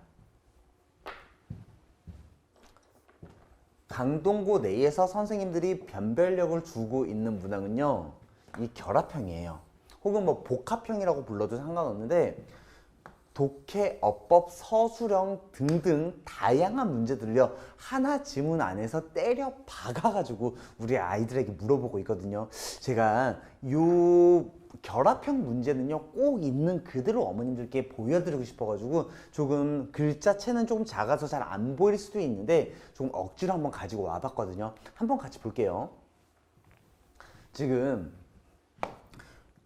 어머님들 기준으로 했을 때 요 왼쪽에 있는 요 부분이요 실제 시험 범위에 해당했었던 하나의 지문이거든요. 그런데 요 하나의 지문을 가지고 다른 학교들과는 굉장히 조금 결이 달라요. 정말 이 문제 유형은요 이 지문 하나를 가지고 일단 한 문제, 두 문제에서 끝나지 않고요 네, 총 3문제를 지금 물어보고 있어요.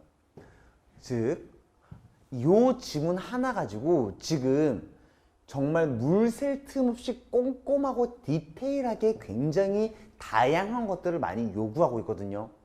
그러면은 지금 이 문제뿐만 아니라 이런 문제들이 한 개 지문만 등장하는 게 아니라 굉장히 많은 비중을 차지하고 있습니다. 그래서 다른 문제도 한번 바라보시면요 또다시 하나의 지문인데 첫 번째 한 문제를 지금 물어보고 있고요. 그 다음에 이제 막 서술형으로서 지금 또다시 한번 물어보고 있죠. 그런데 어머님들 이 문장의 길이를 한번 좀 봐주세요. 지금 이거는 다른 학교에서 실제로 출제가 되는 2개 문제 이상급의 그러한 길이를 지금 우리 아이들이 영작을 할 것을 요구를 하고 있습니다. 그러다 보니까는 일단 이 지문 하나를 가지고 지금 한두 문제를 해결하는 게 아니라 막 3문제 이상을 지금 해결해야만 하다 보니까는 아이들이 시험 현장에서 이 지문을 가지고 내용 정리도 하고 나름대로 뭐 빈칸이 뚫려져 있는 문제도 좀 풀어보고 뭐 순서 배열도 문제를 조금 풀어봤으나 이렇게 결합형으로서 연습이 한 번도 되어 있지 않고 그냥 생으로 학교에 가가지고 시험을 봤는데 바로 이런 문제들을 막 마주하게 된다면요. 아니, 저 같아도 굉장히 당혹스러울 것 같고 시간 부족 현상이 엄청나게 많이 발생할 수 있는 그런 문제 유형입니다.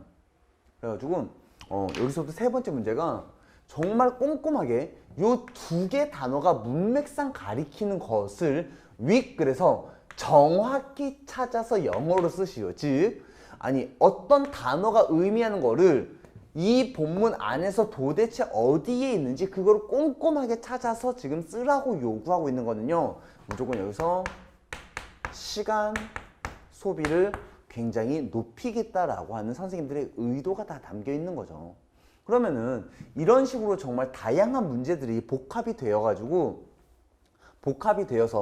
한 개 지문을 가지고 한 문제 서술형, 두 번째 문장 삽입형, 그리고 세 번째 또다시 정보 탐색형 서술형으로 물어보고 있는데 그 안에서 시간 소비가 굉장히 커지고 있죠.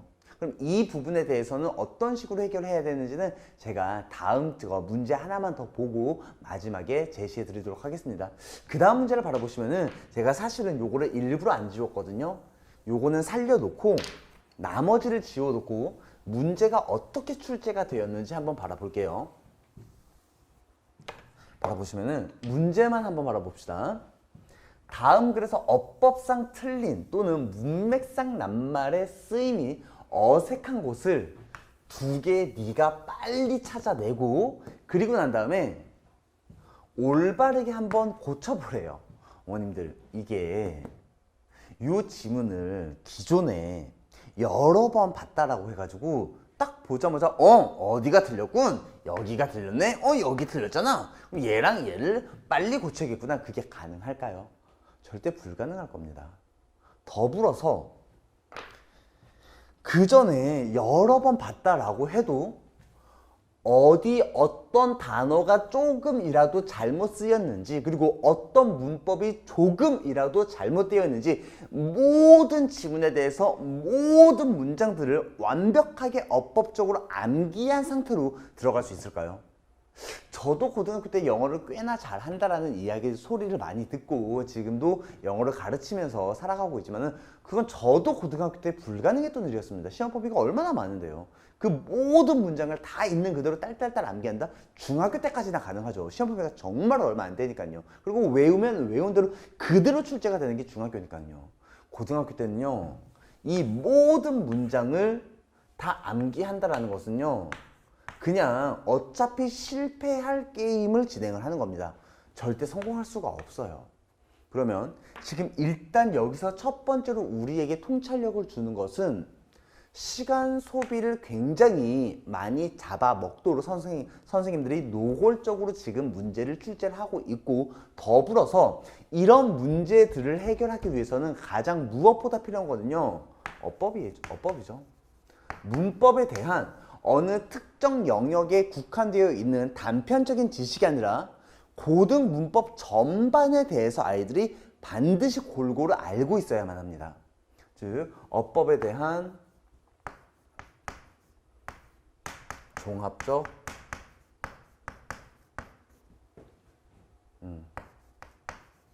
정리가 깔끔하게 정리가 되어 있어야만 이런 문제가 출제가 되었을 때 어디가 틀렸는지 바로 단박에 잡아낼 수가 있겠죠. 그리고 두 번째로 시간 소비를 굉장히 많이 발생시키는 이런 문제들이 실제로 출제가 되고 있는데 그럼 이런 문제에 대해서는요. 다시 한 번 더 제가 문제를 좀 꼼꼼하게 보여드리고 싶은 이유는요. 어머님들 이 지문을 가지고 들어가야 할 위치를 물어보는 건요. 이 한 문항만 바라봤을 때 정말 많은 학교에서 흔히 물어보고 있는 문제 유형입니다. 다만 그런 학교들은요. 이 지문 하나를 가지고 요거 하나만 물어보고 있죠. 근데 강동고는 결코 그렇지 않죠. 이런 결합형에서 일단 요거 하나 물어보고 그 다음에 이 많은 문장들을 다 작성할 것을 요구를 하고 있으면서 이 지문 안에서 또다시 한 번 더 세부적인 단어들의 의미까지도 꼼꼼하게 본문 안에서 찾을 것을 요구하고 있죠. 이것을 해결할 수 있는 방법은 뭐가 있을까요? 딱 하나밖에 없습니다. 그냥 무조건 유사, 형태, 반복, 훈련입니다. 제가 아이들에게 자주 이야기를 하는 게 강동고 친구들한테 얘들아 너네는 그냥 지금 운전 연습을 하는 거랑 똑같은 거야. 무슨 말이냐면은 막상 처음 가는 길을 갈 때는 굉장히 내비게이션을 보고 따라가도 굉장히 버벅일 수밖에 없어. 근데 그 길을 한 번 가보고 두 번 가보고 10번 가보고 100번을 갔을 때는 내비게이션의 소리를 듣지 않고 나도 모르게 운전을 하고 있는 그런 현상이 발생될 수 있거든. 너네가 학교 시험에 가가지고 이런 복합형 내지는 결합형을 대응할 수 있는 거는 미리 사전에 이런 유형들을 어떤 모의고사 지문을 기반으로 해서 이 지문 내에서 이 문제를 미리 유사한 형태로서 풀어보는 거 말고는 정답이 없단다 라고 제가 아이들에게 이야기를 하거든요. 근데 실질적으로 그러면은 이 문제의 유형만 가지고 있으면은 누구나 그런 식으로 훈련을 시킬 수가 있겠죠. 하지만 이런 결합형 문제를 제작할 수 있는 거는요, 어머님들께 한번 여쭤볼게요. 저 혼자서 아이들에게 문제를 풀리게끔 해서 내신 대비를 시킬 때는 최소한 500에서 600문제 이상을 저희가 풀리도록 하는데, 저 혼자서 한 달 안에 그 모든 문제를 제작을 하고 준비를 해서 아이들에게 풀리게끔 하고 훈련을 시켜서 시험 대비, 시험을 볼 수 있도록 투입을 시키는 것이 과연 가능할까요? 저는 당당하게 말씀드릴 수 있습니다. 저는 못합니다. 저는 할 수가 없어요. 이런 결합형 문제를 만들어내는 게, 물론 저 혼자서 뭐 하루 이틀 밤새서 꼴딱 만들면은 한 10대 문제는 만들 수 있으려나요? 그 정도밖에는 못 뽑아냅니다. 근데 그럼에도 불구하고 저는 아이들에게 그 수많은 결합형 문제를 실제로 제공을 하고 있고, 제 아이들은요 그 문제를 유사한 형태로서 이미 수십 차례 훈련을 했기 때문에 시험 현장에 딱 투입이 되었을 때는 내가 마치 한 20번 30번 왔다 갔다 했었던 그 장소인 것처럼, 그 운전한 경로인 것처럼 자연스럽게 지문을 바라보고 문제를 바라보면서 결코 당황하지 않고 문제를 해결할 수 있도록 지금까지 지도를 해오고 있죠. 그러면은 어떻게 그것이 가능한가 하면요,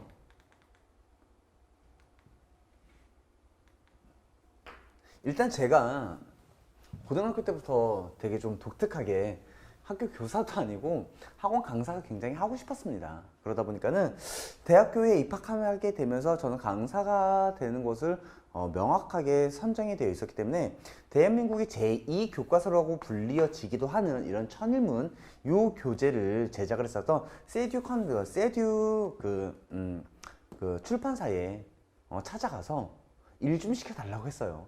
대표 이사님한테. 그래서 근데 뭐 되게 귀여웠나 봐요. 어리대가 와가지고 제가 강사를 하고 싶은데 컨텐츠를 올바르게 잘 제작하는 방법을 배우고 싶다. 나 좀 일 좀 시켜줘라 하니까는 일을 시켜주시더라고요. 그래가지고 이 연구소에서 제가 일단은 컨텐츠를 어떻게 제작을 하고 문제를 만드는 기본적인 패러다임에 대해서 프로세스에 대해서 올바르게 잘 배웠습니다.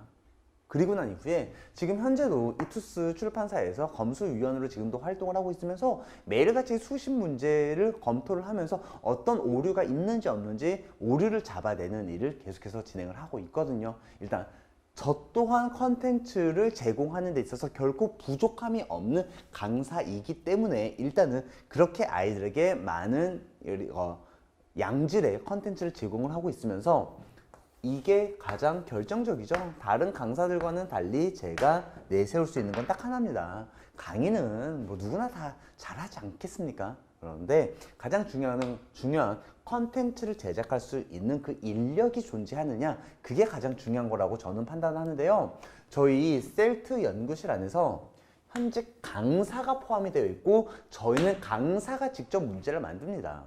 어떤 선생님들 어떤 뭐 학원에 뭐 어떤 선생님들 같은 경우에는 이제 갓 대학교 1학년에 입학한 아이들한테, 고등학교를 졸업한 지 몇 개월 되지도 않은 아이들한테 뭐 문제를 뭐 우리 조교진들이 뭐 한 대여섯 명이 뭐 덤벼 들어가지고 막 문제를 만든다라고 막 이렇게 홍보를 하시던데요. 글쎄요.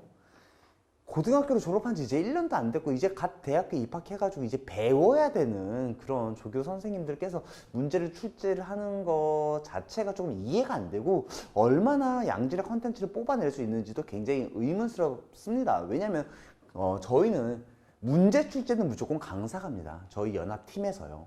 그리고 나서 이제 조교진들이 현재 굉장히 우수한 성적으로 대학교에 입학을 했었던 저희 조교진들이 이제 검토를 하죠.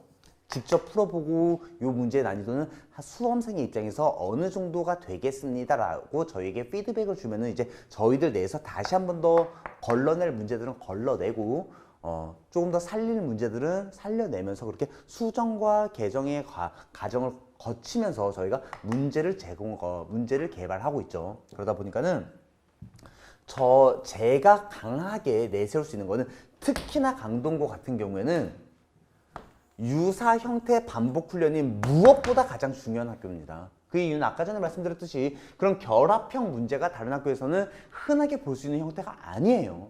그럼에도 불구하고 등급을 가르는 데 있어서 가장 결정적인 거는요, 그런 결합형 문제를 어떻게든 해결해야만 하다 보니까는 그 아이들은 무조건적으로 이 반복 훈련이 필요합니다. 그렇기 때문에 이 아이들, 특히나 강동고 같은 경우에 올바르게 잘 대학에 진학시키기 위해서는요, 이거는 무조건입니다. 반드시 있어야만 해요. 물론 한 문제 한 문제당 깨지는 돈이 만만치가 않겠죠, 제 입장에서도. 근데 그럼에도 불구하고 아이들은 대학 입시를 완벽하게 끝내고 저한테 믿고 저를 신뢰하고 저를 선택을 한 것이기 때문에 네, 정말 적지 않은 돈과 비용, 시간이 투입이 되는 과정입니다. 근데 그럼에도 불구하고 저는 끊임없이 투자를 하고 있습니다. 네. 그런 결과로 실제로 이번에 제가 생각의 차이 학원에서 올해부터 강의를 하게 되었는데, 그 전에는 조금 옆에 다른 곳에서 이제 근무를 하다가 이제 생각의 차이 학원에서는 이제 올해부터 처음으로 강의를 했는데, 제가 여기서 강의를 개설을 하고 난 이후로 처음으로 이제 저한테 배우고 있는 아이들이 봤던 시험이 PPST 배제고 시험이었는데, 물론 이 안에서 뭐 흔히 말하는 순서, 삽입 그런 문제 유형들은요, 주제, 제목, 요지 뭐 그런 것들까지 포함해서 당연히 다 100% 적중을 했어요. 근데 그 안에서 빈칸이 뚫릴 만한 위치까지 정확하게 100% 적중시키는 거는 정말 쉬운 일이 아닙니다. 근데 그것을 저희 팀에서 이번에 해낸 겁니다. 전 솔직하게 말씀드리면 저 혼자서 이것도 다 해내느냐? 결코 그렇지 않습니다. 혼자서 할 수가 없어요. 네, 저희 연구진 내에서 정말 머리를 맞대가지고 어디가 빈칸으로 뚫릴지 정말 많은 고민을 했는데, 정말 다행히 그리고 감사하게도 실제 여기에 뚫렸을 때 정답은 definitive였는데 저희는 진작에 여기에 빈칸이 뚫릴 거라고 예고를 했고요. 그리고 나서 실제로 여기에 빈칸이 뚫린 문제들 또한 많이 제공을 해가지고 아이들에게 완벽하게 훈련을 시켰습니다. 뿐만 아니라 100% 적중을 시켰기 때문에 나열하기 시작하면은 한도 끝도 없겠지만은, 실제로 정답이 들어가야 할 문장이 voice their opinion 여기 부분이었는데, 실제로 빈칸으로 뚫릴 가능성이 높다라고 이야기를 했고, 그 이후에 관련된 변형 문제도 많이 풀어봤었기 때문에 실제 시험에서는 너무나 가볍게 아이들이 정답을 2번이라고 고를 수 있었다라고 이야기를 하더라고요. 전부 다 적중이 되었던 내용들이고요. 실제 저희가 예상 문제집에서 풀어봤던 문제들이 똑같이 출제가 되었다는 거 확인을 해볼 수 있고요. 딱 하나만 말씀드리고 마무리 짓겠습니다.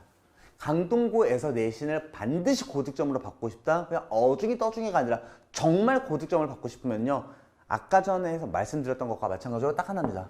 유사 형태를 무조건적으로 반복해서 풀어보셔야 돼요. 그러면은 유사 형태는 어디서 풀어볼 수 있느냐? 제가 장담합니다. 저희 연구실보다, 그리고 저희 연구진들보다 완벽하고 퀄리티가 좋은 그런 문제를 제공할 수 있는 곳은 아마 없을 겁니다. 절대 없을 겁니다. 그거는 제가 자부할 수 있어요. 그렇기 때문에 내신 고득점으로 가기 위해서는 강동고 맞춤 문제로 반드시 훈련을 하셔야 되는 거고, 저는 이미 완벽한 컨텐츠와 자료들을 충분히 다 확보를 하고 있으니까는 저를 선택하시려고 하시는 학생 여러분들 그리고 학부모님들은요, 전혀 걱정하지 말고 안심하시고 저에게 맡겨주셔도 되겠습니다. 네, 여기까지 해가지고 강동고 관련된 설명에는 마무리 짓도록 하고요. 저는 이제 실제 현장에서 우리 학생들과 호흡하는 날을 기다리면서 또다시 열심히 컨텐츠 제작하면서 여러분들 찾아뵙도록 하겠습니다. 여기까지 하겠습니다. 감사합니다.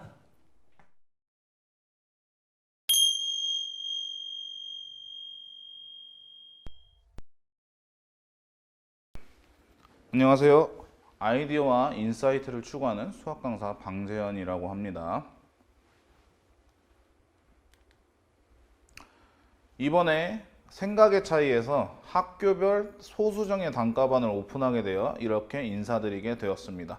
제가 오늘 드릴 설명은 수학 시험에서 고득점을 받으려면 일반적으로 어떤 방향으로 공부를 해야 되는지, 그리고 강동고 내신의 특징은 어떠한지, 그리고 그런 강동고 내신 특징에 대하여 제가 어떤 커리큘럼으로 어떤 수업 구성을 해서 대비를 시킬 수 있는지, 그리고 그 핵심인 관리, 학생 관리를 제가 어떻게 할 건지 설명을 드리고 마무리하도록 하겠습니다. 첫 번째, 고득점을 받으려면 어떻게 해야 되는가? 일반적으로 머리가 그렇게 좋지 않은 학생들은 고득점을 받을 수 없다고 많이들 오해를 합니다. 그런데 머리가 그렇게 좋지 않은 학생들도 충분히 고득점 할 수 있습니다. 수학시험에서. 시간의 차이가 있을 뿐이에요. 머리가 좋은 학생은 시간이 조금 덜 걸리겠죠. 고득점을 달성을 하는데. 그런데 머리가 안 좋은 학생은 조금 시간이 오래 걸리더라도 분명히 고득점 받을 수 있어요. 그런데 그러면 시간만 많이 들이면 되냐? 아닙니다. 시간을 들이더라도 조금 올바른 방향으로 들여야 되겠죠. 그냥 시간만 문제집 뭐 많이 풀고 하면은 뭐 다 될 거야 라고 생각하시면 안 되고, 올바른 방향으로 공부를 해야 됩니다. 제가 생각하는 그런 올바른 방향이란 이제 다음에 나올 3가지를 신경을 쓰면서 공부를 해야 되는 건데요. 첫 번째, 아이디어. 2번째, 처리 속도. 3번째, 관리 능력. 이렇게 3가지가 3박자가 다 맞아야 수학시험 고득점이 나와요. 한 가지라도 모자라면, 뭐 운이 받쳐준다면 한 가지가 모자라더라도 잘 볼 수 있는데, 일반적으로 안정적인 퍼포먼스가 나오려면은 저 3가지를 다 잘해야 돼요. 그래서 저거를 한 문장으로 요약을 하면은, 수학 문항을 한 문항 풀 때 적절한 아이디어를 가지고 와서 적재적소에 배치하여 잘 연결을 해가지고 빠른 처리 속도로 한 문항을 풀어냅니다. 그러면은 다 되는 것이냐? 아니죠. 시험 고득점 받으려면 한 문제만 그렇게 잘 푼다고 해서 잘 보는 게 아니에요. 그래서 그런 한 문항 한 문항을 저렇게 다 잘 풀어내고, 그러려면은 시간 관리도 잘해야 되고 컨디션 관리도 잘해야 되고 그리고 멘탈 관리도 잘해야 됩니다. 그렇게 해야 수학시험 고득점이 되는 거다 라고 말씀드릴 수 있겠고, 바로 강동고 내신의 특징에 대해서 말씀드리겠습니다. 강동고 내신의 특징을 한마디로 줄여서 얘기를 하면은 등급이 롤러코스터 탈 수 있는 시험이다. 이 얘기는 등급이 똑같은 실력이라도 약간의 차이로 4등급이었다, 2등급이었다, 4등급이었다, 3등급이었다 막 왔다 갔다 한다는 겁니다. 지금 밑에 나와 있는 이 배점은 그냥 굉장히 스탠다드한 배점입니다. 문항수도 그렇게 특별하지 않아요. 굉장히 스탠다드하고, 그래서 그래도 스탠다드하다는 거는 좀 아시고 계셔야 되겠죠. 자, 제가 아까 전에 굉장히 롤러코스터를 많이 탄다고 했는데 그게 왜 그러냐면, 일단 서술형이 그렇게 어렵게 나오지 않는데 딱 한 문항만 어렵게 나와요. 서술형 문항 중에서. 그리고 객관식은 아이디어 변별형 문항이라고 이렇게 나와 있는데, 이거는 지금은 그냥 현재 어려운 문제구나, 변별력 문항이구나 라고 생각하시면 되고, 더 자세한 거는 나중에 학생이 직접 이제 제 수업을 들었을 때 이제 그때 아마 전달이 될 겁니다. 그래서 요런 변별력 문항 수가 그렇게 많지가 않아요. 전체 20문항에서 23문항 정도 되는데 겨우 3문항밖에 없어요. 그런데 또 하나의 강동구 내신 특징점이 객관식에서 배점 차이가 굉장히 큽니다. 제일 적은 배점이 3.2점이고 제일 큰 배점이 5점이에요. 자, 이제 고등학교 내신을 처음 이제 접하시는 분들이나 학생들이 3.2점이나 5점이나 그게 그거 아니야? 라고 생각하실 수도 있는데, 한 문제당 점수 차이가 1.8점이 나는 거는 진짜로 많이 나는 겁니다. 0점 몇 점 차이로 등급이 갈리는데 1.8점이면은 정말로 인원수가 적은 학교에서는 1등급에서 2등급이 아니고 1등급에서 3등급 차이로 갈릴 수도 있어요. 그 사이에 학생들이 몰려 있으면. 그래서 굉장히 커서 이게 뭐가 문제냐면, 이제 잘하는 학생 A가 있고 못하는 학생 B가 있어요. A 학생은 평소에도 굉장히 성실하게 공부를 하고 어려운 문제를 맞출 수 있는 실력이 있어요. 실력이. 그리고 B 학생은 그런 실력은 없어요. 그런데 B 학생은 저 변별력 객관식 문항을 5점짜리를 찍어서 맞추고, A라는 평소에 성실히 공부하는 A라는 학생은 실수해서 틀려버렸어요. 그러면은 다른 문항들은 어떤지 몰라도 이게 상대적으로 10점 차이가 나게 되는 거죠. 무슨 소리야? 5점 차이밖에 안 나야 되는 거 아니야? 그런 게 아니죠. 당연히 5점 차이만 나야 되는 거지만 심리적인 박탈감이 10점 차이라는 겁니다. A 학생 입장에서. 내가 맞췄어야 하는 건데 못 맞춰서 마이너스 5점에다가 맞추지 말아야 할 학생이 5점 더 맞췄잖아요. 이제 그런 박탈감이 있고, 실제로 그게 등급에도 반영이 됩니다. 등수에도. 굉장히 많이 반영이 돼요, 생각보다. 그래서 제가 왜 2등급이지? 내가 왜 4등급이지? 이런 상황이 되게 많이 나와요. 그래서 강동고 내신의 특징은 이런 거라고 할 수 있겠습니다. 그래서 어떻게 대비를 해야 되느냐? 서술형도 그렇고 객관식도 그렇고 정말 꼬투리 잡힐 틈이 없이 공부를 해야 됩니다. 무조건 완벽하게 시험을 치러내야 돼요. 그래야지 1등급 나올까 2등급 나올까 불안해하지 않으면서 시간을 보낼 수가 있습니다. 시험이 끝나고 나서.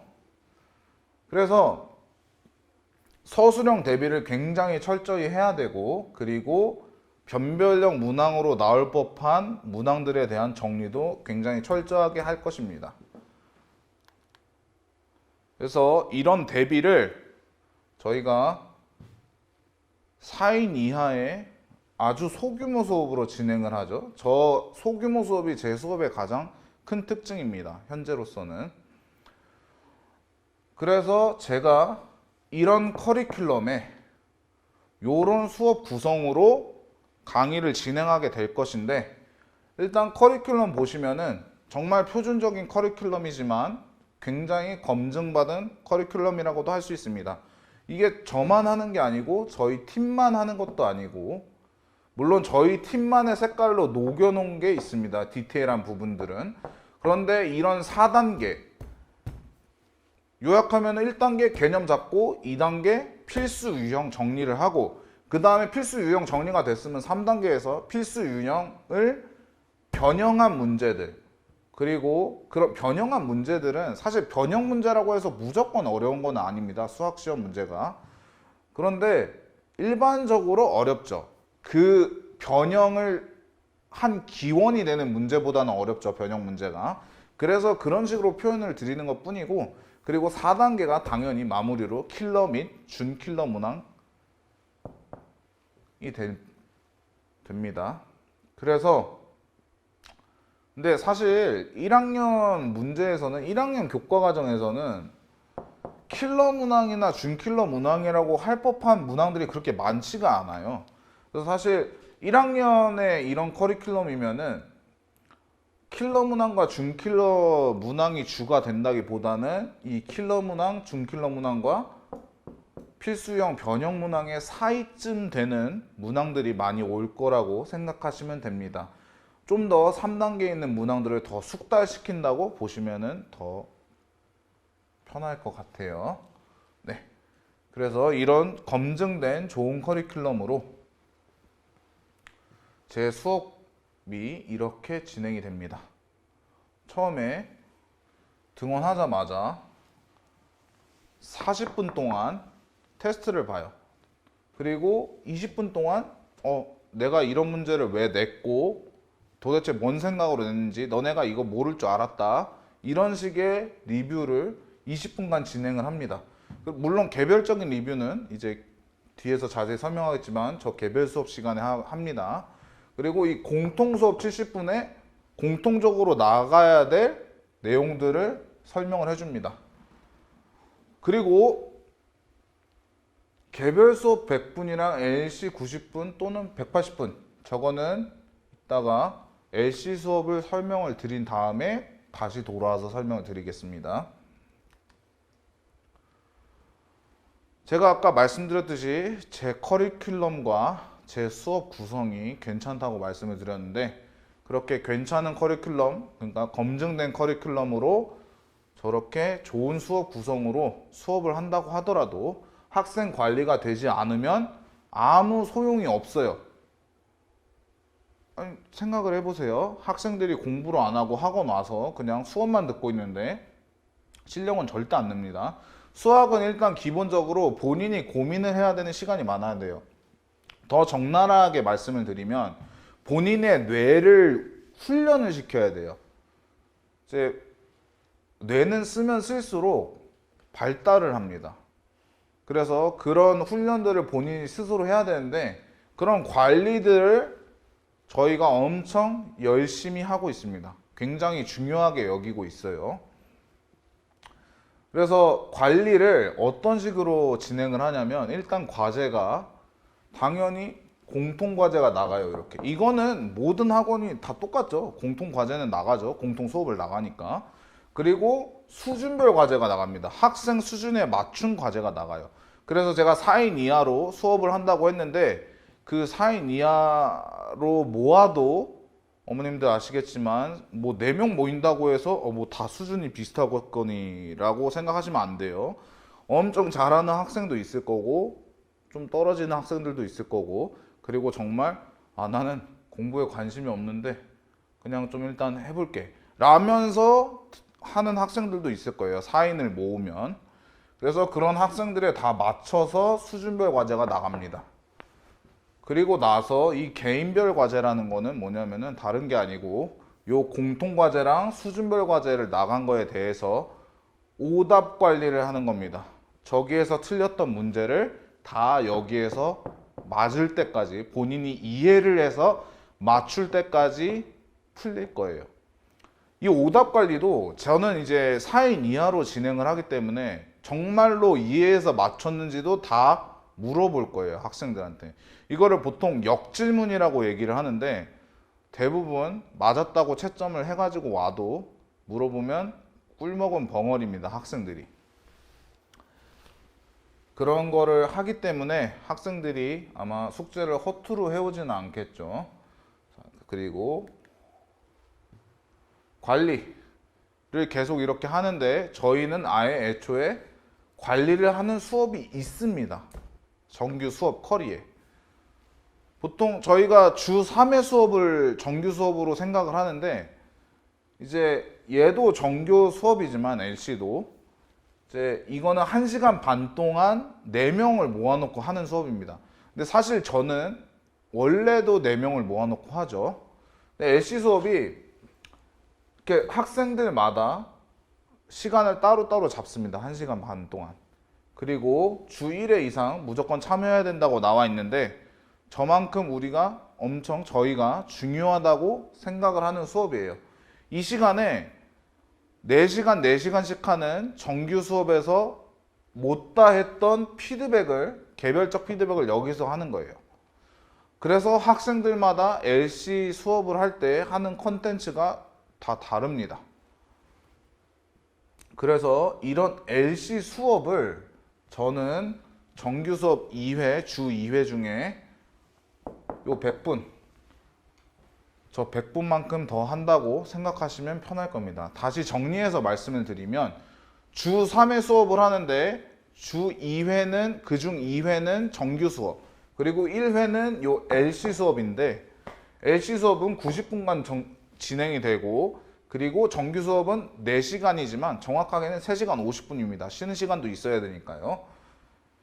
그래서 이 정규 수업 3시간 50분 중에 100분이 LC 수업이랑 똑같은 수업이라고 생각을 하시면 됩니다.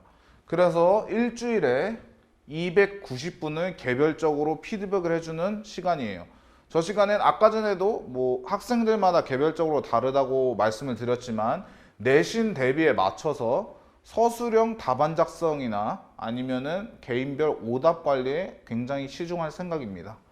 그리고 다시 하나 좀 말씀을 드리자면, 제가 일단 여기 이렇게 100분과 공통시험 70분이라고 잡아놓은 것은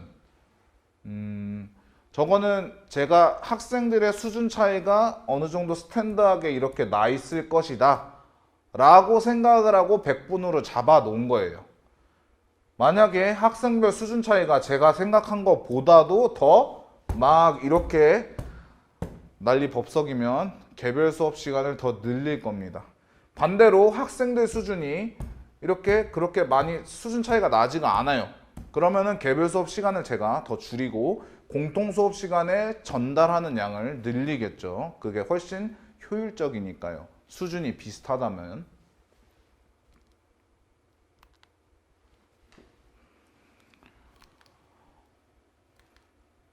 제가 여태까지 관리를 이렇게 열심히 하고 있다고 굉장히 열심히 말씀을 드렸는데, 어머님들도 확인을 하셔야 되겠죠. 정말 관리가 이렇게 잘 되고 있는 것인가. 네, 이렇게 매번 문자로 보내드립니다. 수업 종료 후에 이렇게 문자로 매일 가요.